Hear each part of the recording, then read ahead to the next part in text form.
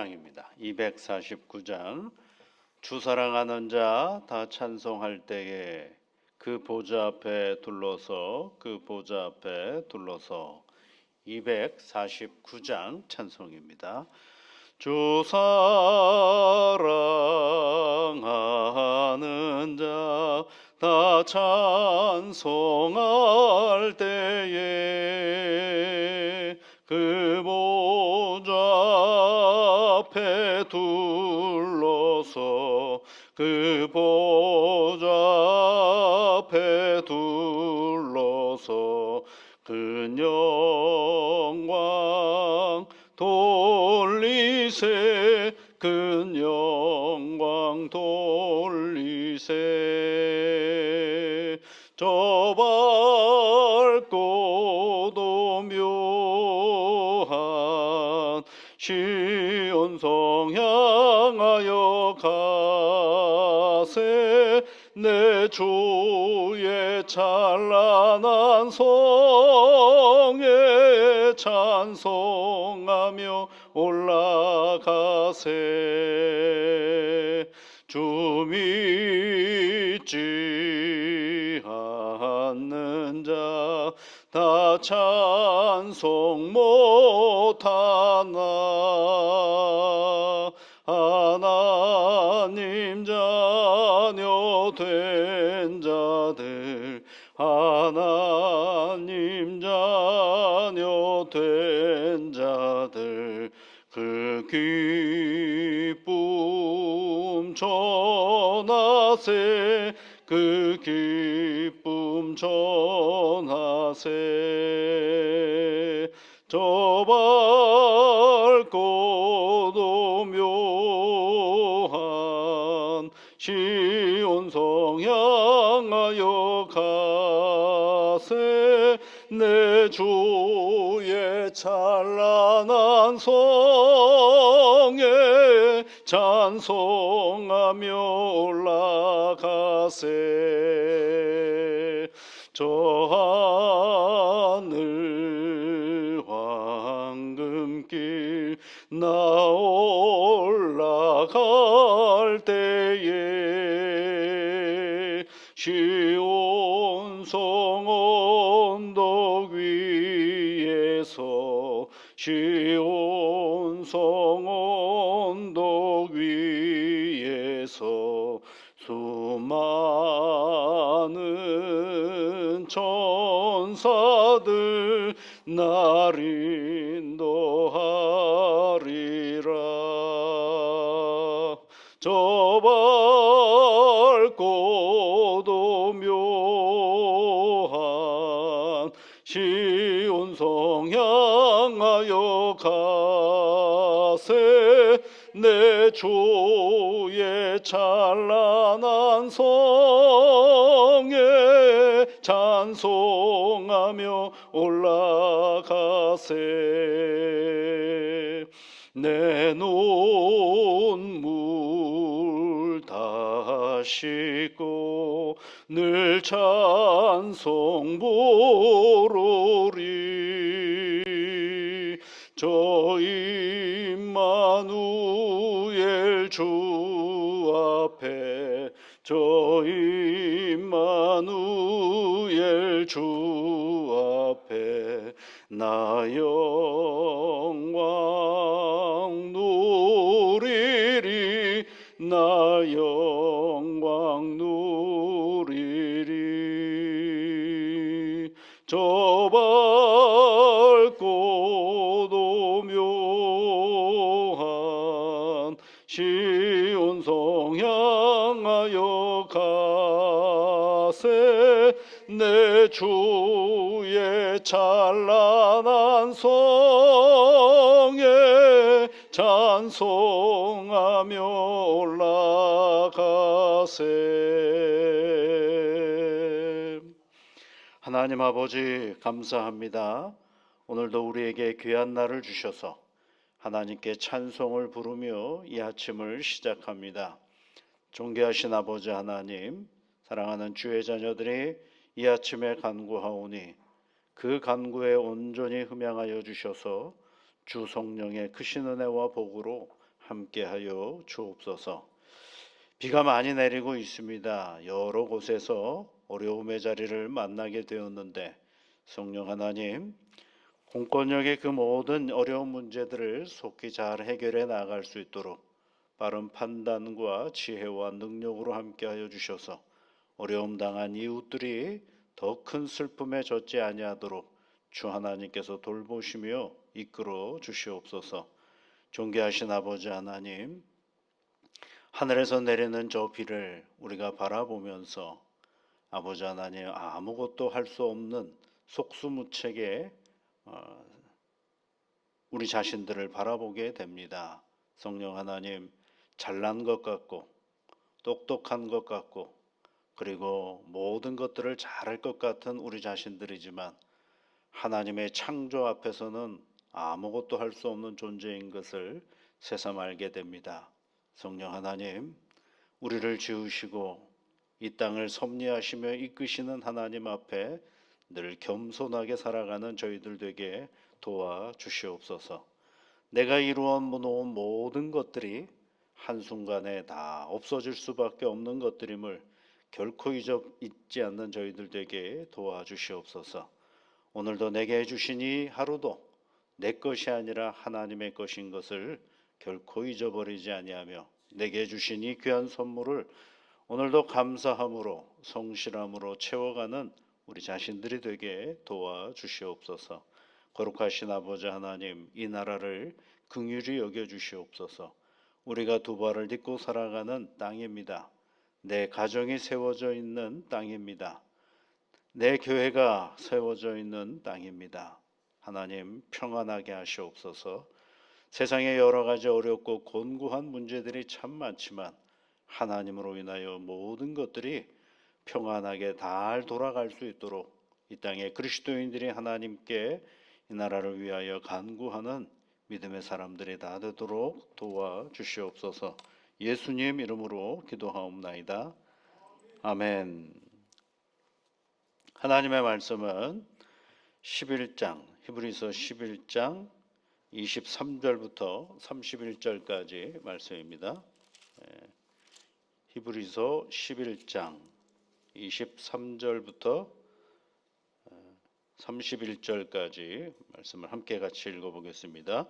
믿음으로 모세가 낳았을 때에 그 부모가 아름다운 아이임을 보고 석 달 동안 숨겨 왕의 명령을 무서워하지 아니하였으며 믿음으로 모세는 장성하여 바로의 공주의 아들이라 칭함받기를 거절하고 도리어 하나님의 백성과 함께 고난받기를 잠시 죄악의 낙을 누리는 것보다 더 좋아하고 그리스도를 위하여 받는 수모를 애굽의 모든 보화보다 더 큰 재물로 여겼으니 이는 상주심을 바라봄이라. 믿음으로 애굽을 떠나 왕의 노함을 무서워하지 아니하고 곧 보이지 아니하는 자를 보는 것 같이 하여 참았으며 믿음으로 유월절과 피 뿌리는 예식을 정하였으니 이는 장자를 멸하는 자로 그들을 건드리지 않게 하려 한 것이며 믿음으로 그들은 홍해를 육지같이 건넜으나 애굽 사람들은 이것을 시험하다가 빠져 죽었으며 믿음으로 7일 동안 여리고를 도니 성이 무너졌으며 믿음으로 기생 라합은 정탐꾼을 평안히 영접하였으므로 순종하지 아니한 자와 함께 멸망하지 아니하였도다. 아멘. 모세로부터 시작해서 라합까지 이야기죠. 모세로부터 시작해서 라합까지 이야기는 시기로 보면 어떤 때냐면 이제 출애굽해서 가나안에 막 들어갈 때까지입니다. 그러니까 가나안에 아직 여호수아가 땅을 정복하기 전에, 그러니까 출애굽해가지고 광야 길을 다 끝내고 나서 기생 라합을 통하여 정탐꾼이 이제 가나안 땅에 들어가지 않습니까? 거기까지. 거기에서 만난 사람들의 이야기죠. 이게 뭐 출애굽의 대부분의 이야기는 모세의 이야기고, 그리고 모세가 이제 막 죽고 여호수아의 이야기죠. 그 여호수아의 대표적인 이야기는 여리고성을 돌았다라는 이야기죠. 그게 30절 한 절에 딱 있죠. 믿음으로 7일 동안 여리고를 도니 할 때 여호수아라는 얘기가 딱 떠오르는 거죠. 근데 여호수아라는 이름은 따로 떠오르지는 않습니다. 그리고 나서 이제 믿음으로 기생 라합은 이렇게 얘기를 하고 있어요. 믿음으로 기생 라합은 정탐꾼을 평안히 영접하였으므로 순종하지 아니한 자와 함께 멸망하지 아니하였도다. 이 모든 인물, 이렇게 모세 이야기를 하면서 누구로부터 시작하냐면 모세의 부모로부터 시작합니다, 여러분. 오늘 다시 말씀을 보시면 23절에 믿음으로 모세가 낳았을 때에 그 부모가 이렇게 시작하죠. 그러니까 이 부모 이야기, 그다음에 모세 이야기, 여호수아 이야기, 라합 이야기, 이게 다 믿음으로 얘기하는데 이 사람들의 공통점은 뭐냐면 용기가 있었다라는 것입니다. 용기가 있었어요. 믿음은 여러분 뭐가 생기게 만드냐면 용기가 있게 만듭니다. 용기가. 그러니까 부모가 여러분 생각해 보세요. 바로가 남자아이를 다 죽이라고 하지 않았습니까? 그런데 부모가 죽이질 않잖아요. 그건 뭐예요? 용기가 있어서 그런 거죠. 모세가 여러분 애굽 왕자로서 있었잖아요. 그런데 그걸 벗어버릴 수 있었던 건 뭐예요? 용기가 있어서 그런 겁니다. 신앙은 용기가 있어야 됩니다.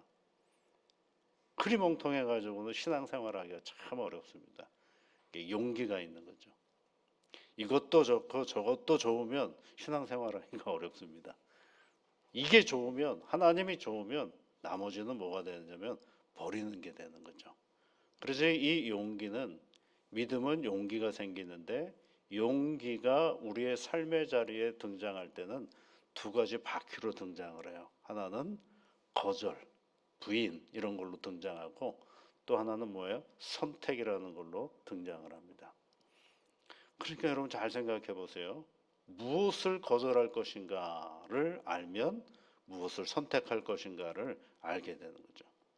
우리가 생각하는 대로 선택은 여러 개 중에 하나를 선택하는 거라고 생각할 수 있지만 따지고 보면 이걸 뒤집어서 생각해 보면 버릴 것들을 잘 버려야 선택할 수가 있게 되는 것입니다. 아무거나 선택하는 게 아니거든요. 그래도 내가 가장 나에게 이익이 될 만한 거를 선택하는 것 아니겠어요? 그러려면 비교 우위가 있겠고 여러 가지 것들을 버릴 게 무언가를 먼저 생각할 수 있게 되는 거죠. 그런데 요즘 사람들은 뭘 못한다 그래요? 선택을 잘 못한다 그래요. 그래서 이렇게 선택에 결정 장애가 있다라고 되죠. 뭘 결정하는 걸 잘 못해요. 그러니까 누구한테 물어보는 거예요? 잘 결정을 자기가 좋은 건지를 잘 모르니까 인터넷에게 물어봐요. 인터넷에 물어봐가지고 어느 게 더 좋은 건지 비교로만 하죠. 근데 여러분 비교할 게 많다라는 얘기는 결국은 선택을 못 하고 있다라는 것과 똑같아요. 그래서 뭐 예를 전에 이렇게 컴퓨터나 이런 데 보면 뭐 물건 판매하는데 뭐 다 나와 내가 싸 뭐 이런 사이트 이런 데가 있어요. 들어가 보면 싼 게 엄청나게 많죠. 그런데 못 사요, 잘. 왜요? 이거 선택하면 저게 잘 보이고 저거 선택하면 이게 보이죠. 여러분 마트에 가 보십니까? 예, 구루마 끌고 왔다 갔다 하는 사람이 굉장히 많아요. 라면 가게 이렇게 쭉 보면 이걸 살까 저걸 가실까 이런 것들. 왜 못할까요, 여러분? 많아서. 너무 많아서 그렇습니다. 그러니까 이 용기를 갖는다는 신앙의 용기를 갖는다라는 건 두 가지 바퀴가 있는 거예요. 하나는 거절할 수 있는 것, 버리는 것. 그래서 그것을 잘해야 뭐가 되는 거예요? 선택을 하는 것입니다. 그러려면 잘 버려야 되죠. 그런데 그 버리는 기준, 버리는 것과 선택하는 기준이 어디에 있느냐? 나한테 있으면 그 선택과 기준이 늘 바뀔 때가 있어요. 그 버리는 것과 선택하는 나의 기준이 아니라 하나님에게 내 기준이 있을 때 그때 뭐가 생기느냐면 용기가 생기고 그때 뭐가 생기느냐면 이건 버려야 될 거구나. 이거는 취해야 될 거구나라는 것들을 생각하게 되고 알게 된다라는 것입니다. 용기를 가지면 이런 고백을 해낼 수가 있어요. 여러분 시편 23편에 여호와는 나의 목자시니 내게 부족함이 없으리로다. 이거 너무 잘 알잖아요. 근데 몇 절 더 내려가 보면 이런 구절이 있습니다. 시편 23편 4절 말씀에 내가 사망의 음침한 골짜기로 다닐지라도 해를 두려워하지 않을 것은 주께서 나와 어떻게 한다고요? 함께 하심이라. 주의 지팡이와 막대기가 나를 안위하시나이다 이렇게 돼 있어요. 여기서 정말 중요한 건 뭐냐면 내가 사망의 음침한 골짜기를 다닐지라도 이게요. 아는 거죠. 시인이 아는 거야. 내 인생길이라는 게 늘 좋은 길만 있지 않다라는 걸 아는 거죠. 그런데 그 사망의 음침한 골짜기에 내가 내려갔을 때 내가 두렵지 않습니다. 왜? 거기에 누구와 함께 하시기 때문에 나와 함께 하시는 하나님이 계시기 때문에 그런 거죠. 그러니까 그 사망의 음침한 골짜기를 안 갈 수 있으면 제일 좋겠지만 부득이해서 가야 할 때라고 한다라고 하더라도 그 길을 선택할 수밖에 없는 그 길을 갈 수밖에 없는 상황일 때 거기에 나와 함께 하신 하나님으로 인하여 내가 실망하지 않고 낙심하지 않고 갈 수 있다라는 것을 얘기해 주고 있는. 시인들도 그런 시편에 있는 말씀들도 많죠. 그러니까 신앙은 용기를 가지고 하나님을 선택하고 그것이 용기가 되어서 나에게 오늘 전혀 이득이 될 것 같지 않은 내 삶의 길을 가는 거죠. 시편 27편 1절에 있는 말씀에도 보면 여호와는 나의 빛이시요 나의 구원이시니 내가 누구를 두려워하리요 이렇게 시작하는 구절이 있습니다. 여호와는 나의 생명의 능력이시니 내가 누구를 무서워하리요 라고 되어 있죠. 그러니까 여러분 하나님을 잘 믿는다라는 건요 잘 버리는 겁니다. 무엇을 잘 버릴 것인가를 깊이 생각해 보는 거예요. 근데 그 잘 버리기 시작하면 어떤 게 남는 거죠. 그 남는 것이 진짜인 것입니다. 그래서 예수님도 그런 얘기를 하고 있잖아요. 누구든지 나를 따라오려거든 하면서 하시는 말씀에 자기를 어떻게 하라 그래요? 부인하라 그러잖아요. 나를 따라오려거든 자기를 부인하라 그럽니다. 나를 부인하지 않고는 예수님 따라가기가 참 어렵습니다. 나라는 자아를 버리고 나의 고집을 버리고 나의 생각을 버리고 나의 그 어떠함을 다 버릴 때 결국은 누구를 쫓아갈 수밖에 없냐? 예수님을 쫓아가는 거죠. 그런데요, 놀라운 건 내 거를 다 버리면 난 없는 것처럼 여겨지잖아요. 그런데 내가 내 것을 다 버리고 주님을 붙잡으면 갈라디아서에 있는 말씀처럼 내가 육체 가운데 사는 것은 내가 사는 것이 아니라 내 안에 그리스도께서 사시는 것이다라고 말씀하고 있죠. 그러니까 그리스도께서 내 안에 사시니 좋은 것만 있을 수밖에 없는 거죠. 감사한 것만 있을 수밖에 없는 것이죠. 왜냐? 하나님은 여러분 어떤 분이에요? 그의 자녀들에게 좋은 것으로 함께 하여 주시는 분이기 때문에 그렇습니다. 근데 사도 바울이 그것을 너무 잘 알기 때문에 나중에 그런 얘기를 하지 않습니까? 빌립보서 3장에 있는 말씀에 보면 내가 모든 것을 해로 여김은 그렇게 얘기하죠. 자기가 가지고 있던 모든 것들을 해로 여긴 것은 내 주 예수 그리스도를 아는 지식이 가장 고상하다 이렇게 얘기를 하고 있습니다. 내가 그를 위하여 모든 것을 잃어버리고 배설물로 여긴 것은 해놓고선 그렇게 된 것은 그리스도를 얻었기 때문이다 이렇게 얘기를 하고 있어요. 그러니까 예수를 우리가 분명하게 잘 알고 고백하면 기타 등등이 있으면 좋을 때도 있고 그 모든 것들은 상황에 따라서 달라지는 것들이거든요. 그러니까 여러분 어떻게 되겠어요? 늘 예수로 인하여 힘을 얻고 용기를 얻는 거죠. 그러니까 앞서서 아브라함의 이야기부터 해가지고 요셉까지 이야기 속에는 뭐가 있는 거예요? 신앙은 누구를 선택하는 거냐? 하나님을 순종하는 거라고 돼요. 하나님께 순종하는 거. 그렇게 해서 이제 모세의 이야기부터 이제 라합의 이야기 속에서 그 순종의 이야기가 우리 삶의 자리 속에 뭐로 드러나느냐면 용기로 드러나는 거예요. 용기는 두 바퀴가 있다. 하나는 잘 버리는 겁니다. 잘 버려야 뭘 할 수가 있어요? 선택하게 되는 것입니다. 잘 선택해야 결국은 뭐가 되는 거 누구에게 복이 되느냐면 내게 복이 되는 것입니다. 여기 여러분 그 말씀이 있죠. 26절 말씀에 보면 그리스도를 위하여 받는 수모를 애굽의 모든 보화보다 더 큰 재물로 여겼으니 그랬어요. 뭘 재물로 여겼다고 되어 있느냐면 수모를 재물로 큰 재물로 여겼다는 말이 됩니까 여러분? 수모가 어떻게 큰 재물이 나의 더 큰 재물이 됩니까? 수모를 애굽의 모든 보화보다 더 큰 재물로 여겼다니까요. 이게 어떻게 가능해요? 그런데 가능하다는 거야. 누구를 얻었기 때문에? 누구를 위하여? 그리스도를 위하여. 그 수모를 애굽에서 내게 주어지는 보화보다도 더 큰 재물로 여길 수 있는 것은 이는 누구를 바라보았다는 거예요? 상 주시는 이심을 바라보았다라는 것이죠. 예전에 어떤 책에서 읽었는지 들었는지 그런 얘기가 있었어요. 재미있는 아이에 관한 얘기인데 어떤 아이가 너무 귀여웠어요. 그래서 구멍가게 아저씨가 이리 와라 해가지고 자 여기 저기 사탕 좀 가져가. 네 한 주먹 가져가라 그랬어요. 그때 아이가 고맙습니다 그러면서 하는 말이 저보다는요 아저씨가 집어주면 더 좋겠어요 그랬다는 거예요. 똑똑하지 않습니까 여러분? 자기 손으로 몇 개 안 집잖아요. 근데 아저씨가 집어주면 사탕이 얼마나 많겠습니까? 예? 그러니까 자기를 버리니까 누가 주는 거예요? 아저씨가 집어주잖아요 사탕. 그러니까 아저씨가 한 주먹 집어주니까 자기는 두 손으로 받는 거죠. 자기 손으로 접어보세요 여러분. 얼마 몇 개나 잡겠습니까? 아이가. 우리가요 예수를 잘 믿는다라는 건 생각을 잘 하셔야 됩니다. 내가 버릴 게 무엇인가를 잘 생각하면서 가는 겁니다. 예수를 잘 믿는다라는 건 뭐예요?